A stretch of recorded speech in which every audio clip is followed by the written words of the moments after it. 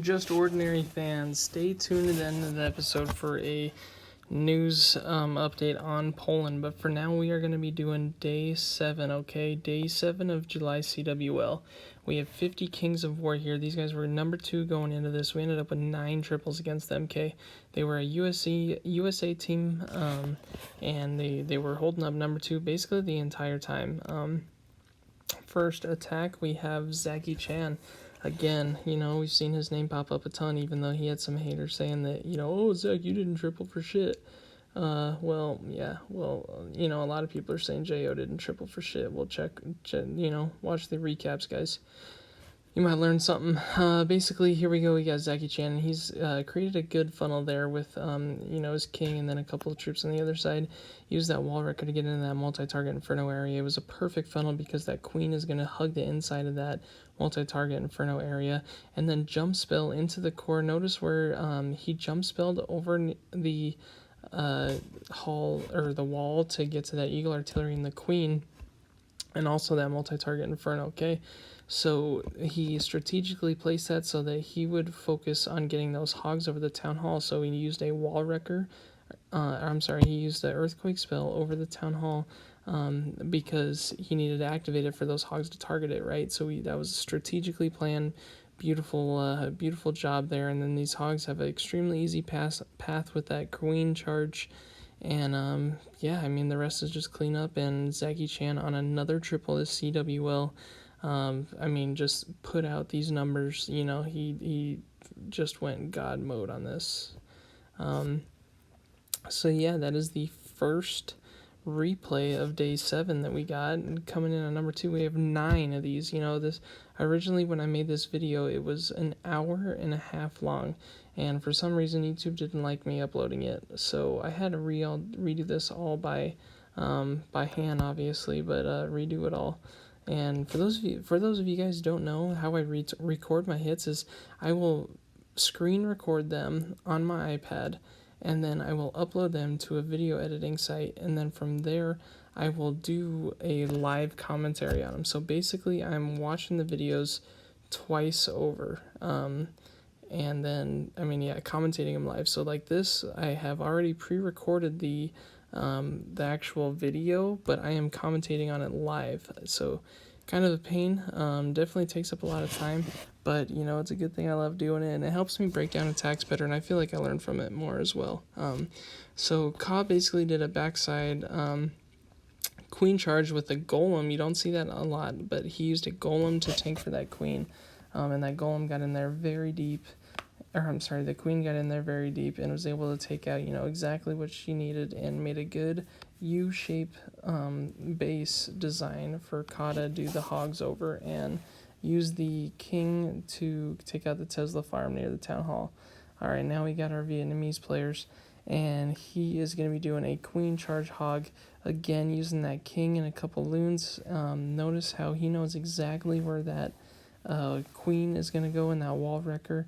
Perfectly timed wall wrecker placement because it's going to break that wall, which is perfect. And then poison spell over the enemy CC using a double ice golem CC, which is one of my preferred favorites. I will switch between ice golem P.E.K.K.A CC because ice golem P.E.K.K.A CC is a lot better for Legend League, and then for war hits a lot better is ice and then 2 loons. At least that's what I've come to find out, because it gives that queen charge a lot more oomph, because it'll last longer with those double ice golems freeze radius being so much. And then from there he's got a couple hogs pushing through with the warden, and then he's also got a couple hogs as the funnel hogs around the outside ring of defenses that are on the outside of the space. So it's really keeping those hogs really concentrated in the core there. Obviously you're going to have a couple spread out on a few more archer towers and the hidden Tesla and mortars around the side, but when it comes down to it, he swagged that warden's ability and was able to have so much cleanup troops. He had like almost 10 wizards there alive. So that's just a beautiful, well thought out artistic raid there. Again, we have our Vietnamese players, and this time he is going to be doing a queen walk into a charge. And notice his funnel troops, all he's using is a baby dragon on one side and then a wizard. and an archer on the other. Now, this queen is going to be walking towards that multi-target inferno because it can get hit from the outside, which is a major design flaw. You always want to keep those multi-target infernos covered in the core there. And then, of course, he's running a double ice golem and some other weird troops and in the CC. Then that queen is going to jump into the core there where it's going to take out the enemy CC, the Eagle Artillery, and then notice that wall wrecker placement, okay? It's going to go right down this entire alley. And then, I mean, it's just such a bizarre little wall wrecker play. The wall wrecker is finally going to burst right outside the town hall. Inside it is the Valks, the miners, and the king enraged with all the barbarians, and the Valks are going to push through that town hall area with all the hidden Teslas. And then eventually you're going to fall through on that back outside. That queen is still up. The king was able to keep the miners rotated into the core like we'd love to see. And then that queen lasts all the way into the end of the raid, securing the triple there with plenty of cleanup. So again, just artistic, beautiful raids here. Now we got McClink. And, this is when you look at this space, you're thinking, man, how the heck do you go about this? It's a tough funnel over that town hall. You'd have to go heavy on that, but I'm telling you, McClink's here to show you how it's done. And he's going to be starting it off with a Sui hero, getting that king to funnel for that queen. That queen's going to get to break out, wall break into the core there, which makes a good little, it takes away a little quarter panel there. And then also he's going to use the Stone Slammer to take out the next quarter panel. And then he's going to E-clone, which is perfect. He E-clones the E-dragons. And then those E-drags are just going to push through and secure the next basically quarter of the raid there. So now he's going to send Lalo straight over the town hall. Tornado Trap's a pain in the butt. Use a Warden's ability above it. Gets that Wizard Tower out of the way. And then these loons are just pushing through the inside ring of defenses. Perfect loon placement. Lots and lots and lots of loons. Notice where he's saving them around the outside to keep the major stack of loons right in the core. So that's a huge part you see in a lot of Queen Charge Lalos or Sui Lalos. Any Lalo, you see those loons staying up until the end there. All right, now here's a similar base design, just a different angle, if you will. And basically he's going to be doing the same thing. He's going to Sui that king and a couple funnel troops to make sure that queen is going to get in there and kind of take out that corner right there.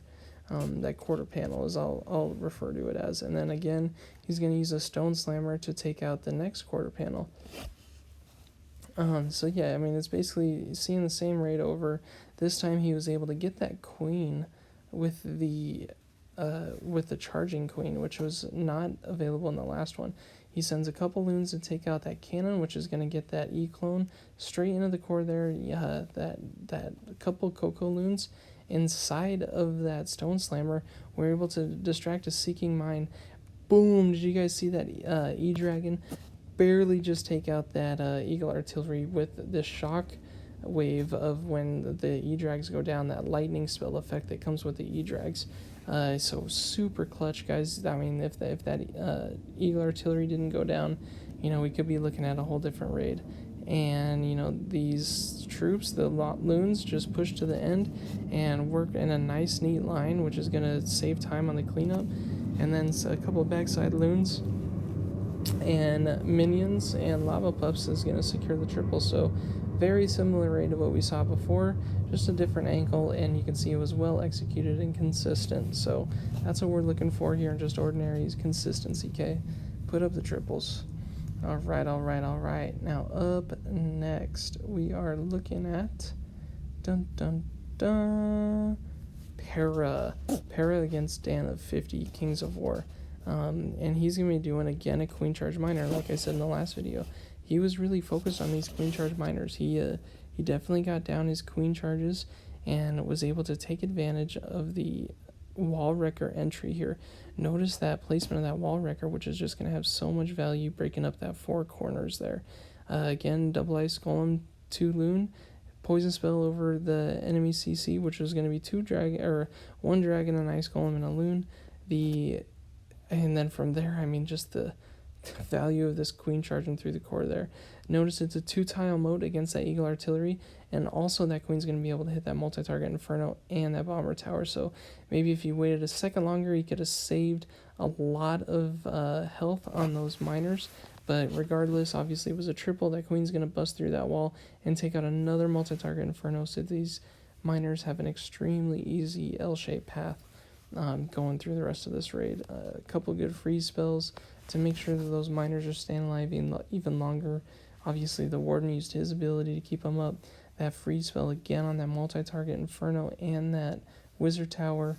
That Queen is still alive, pushing, is stuck on a wall, of course. But the backside loons really come in clutch because they take out the cannon and that archer tower while these miners are able to catch up to the rest of the cleanup troops at the 6 o'clock. Just a beautiful hit. Para really dissecting these bases and making the most of them. All right, now we got VA. Absolute beast VA. Watch this Sui hero, guys.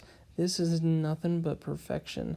This is, I'm going to say top 2 raids of the CWL, okay? Literally perfection.